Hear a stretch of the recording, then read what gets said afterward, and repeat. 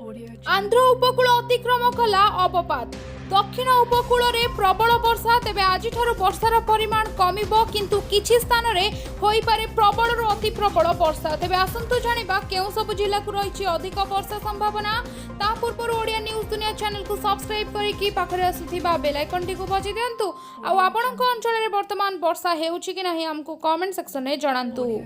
आसंता 12 घंटा मध्य धीरे धीरे दुर्बल हेबा सह पश्चिम उत्तर पश्चिम आड़ को गति करी आंध्र उपकूल लघुचाप दूरे जिबार संभावना रही फल राज्य में आज विशेष वर्षा हेब नाही। आंचलिक पाणीपाग विज्ञान केन्द्र सूचना अनुसार गभीर अवपात रूप में उत्तर आंध्र प्रदेश उपकूल अतिक्रम कर लघुचाप उत्तर पश्चिम आ पश्चिम दिगरे घंटा प्रति 19 किलोमीटर बेगरे गति करी तेलंगाना उपरे रही तेलंगाना रे पहुंचला बेलू यह दुर्बल होई अवपात रे परिणत होईछि। आसंता 12 घंटा मध्य यह पश्चिम उत्तर पश्चिम गति करिबो और आहुरी दुर्बल होई स्पष्ट चिन्हित लघुचाप रे परिणत हेबो फल ओडिशा उपरे यार प्रभाव विशेष प्रभाव रहिबो नाही।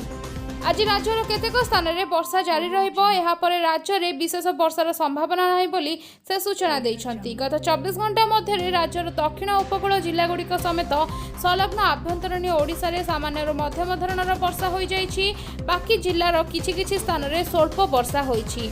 उपकूल ओडिशार केतेक स्थान में प्रबल वर्षा देखा देइछि। गजपति जिल्लार मोहनारे सर्वाधिक 142.0 मिलीमीटर वर्षा होइथिबा बेले पारलाखेमुंडी रे 117.0 मिलीमीटर, नुआगढ़ रे 105.0 मिलीमीटर, ब्रह्मपुर रे 99.4 मिलीमीटर, आसिका रे 97.2 मिलीमीटर और काशीनगर रे 91.2 मिलीमीटर लेखाएं वर्षा होइथिबा रेकर्ड करा जाइछि।